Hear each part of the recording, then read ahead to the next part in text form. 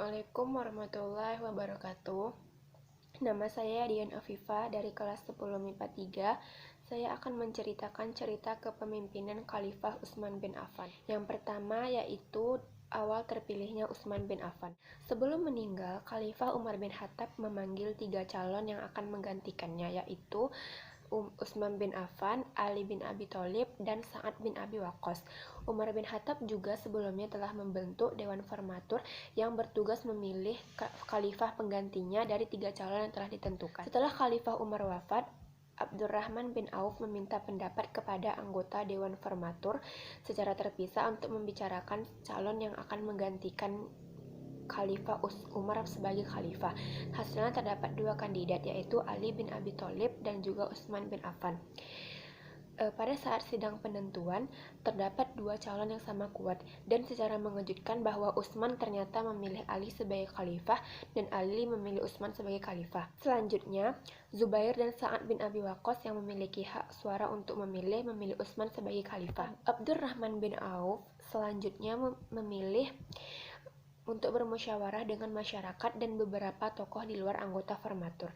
Ia mendapati 2 suara yang memilih calon berbeda, yaitu kubu Bani Hashim mendukung Ali bin Abi Thalib, sedangkan kubu Bani Umayyah mendukung Utsman bin Affan.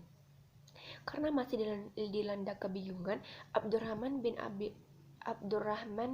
bin Auf memanggil Ali dan Utsman secara terpisah. Lalu ia menanyakan kepada keduanya, seandainya jika mereka terpilih sebagai khalifah, sanggupkah mereka melaksanakan tugasnya berdasarkan Al-Quran, Sunnah Rasul, dan kebijaksanaan khalifah sebelumnya? Ali bin Abi Thalib menjawab bahwa ia berharap dapat berbuat sejauh pengetahuan dan kemampuannya, sedangkan Utsman menjawab, ya, saya sanggup. Dengan jawaban itu, Abdurrahman bin Auf menyatakan bahwa Utsman dipilih sebagai khalifah.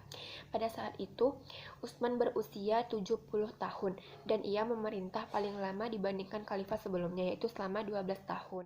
Yang kedua yaitu masa kepemimpinan atau peran dakwah Utsman bin Affan. Pada tahap awal kepemimpinannya, Utsman bin Affan mengikuti jejak pemerintahan khalifah sebelumnya. Namun pada paruh kedua, Utsman mulai mengubah gaya kepemimpinannya. Ia mengganti hampir semua gubernur yang diangkat oleh Umar bin Khattab, sehingga menimbulkan gejolak masyarakat karena penguasa baru menetapkan peraturan yang memberatkan mereka. Kebijakan Utsman untuk menundukkan kaum pemberontak dengan jalan mengamankan kota Azerbaijan yang dipimpin oleh Abdullah bin Suhail dan Al-Walid bin Uqbah. Lalu Armenia dikuasai kembali oleh Panglima Salman bin Rabi'ah. Strategi kepemimpinan Utsman tidak jauh berbeda dengan Umar. Perbedaannya adalah Utsman mengganti beberapa gubernur sehingga menimbulkan gejolak dan dinilai lebih mementingkan hubungan kerabat dalam pengangkatannya. Utsman mengangkat sanak saudaranya dalam jabatan-jabatan strategis yang paling banyak menyebabkan gejolak dalam masyarakat. Namun, pengangkatan kerabat-kerabat Umar tersebut memiliki beberapa alasan, yaitu yang pertama, para gubernur yang diangkat Utsman tidak semua familinya. Yang kedua, Utsman mengangkat familinya yang tentunya ia akan menghukum mereka yang bersalah. Yang ketiga, Utsman mengangkat Walid dan Abdullah menjadi amir pada tahun ketiga kepemimpinannya.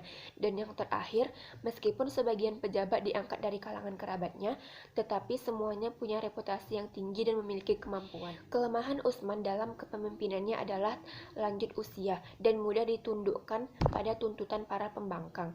Seharusnya Utsman bisa lebih tegas menghadapi situasi. Karena itu, rakyat menganggap Utsman yang lanjut usia sebagai kegagalannya dalam memimpin sampai akhirnya ia mati terbunuh. Dari sisi dakwah dan perluasan wilayah Islam, Utsman melanjutkan penaklukan Asia Tengah. Ia telah memperluas wilayah kekuasaan di Madinah. Daerah-daerah yang berhasil ditaklukkan adalah Barkah, Tripoli Barat, Nubia, dan Tunis, yang semuanya terletak di Afrika.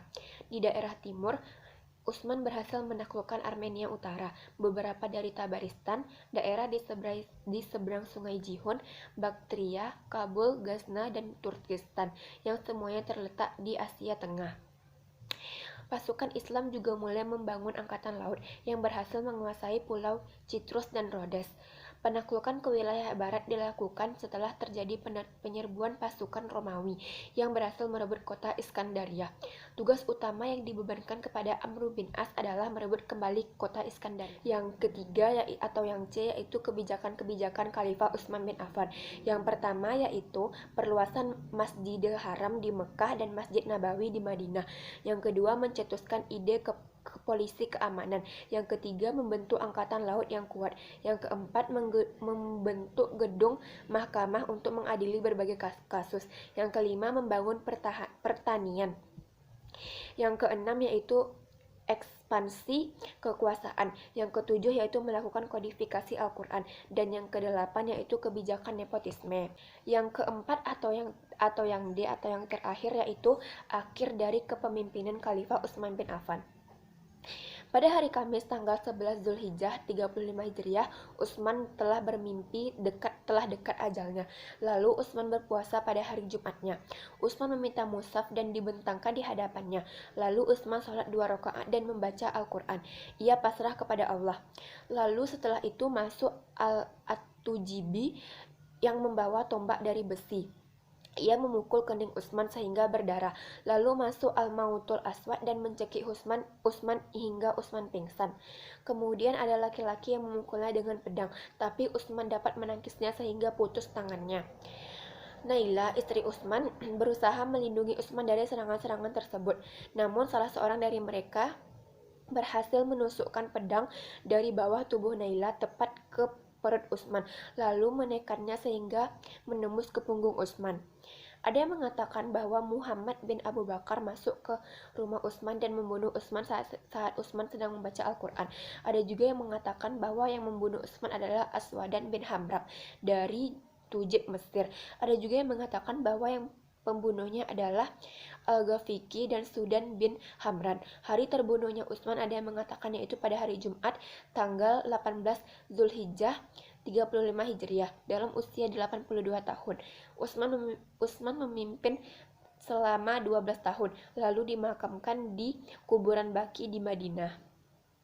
Sekian dari saya, mohon maaf apabila ada kesalahan. Assalamualaikum warahmatullahi wabarakatuh.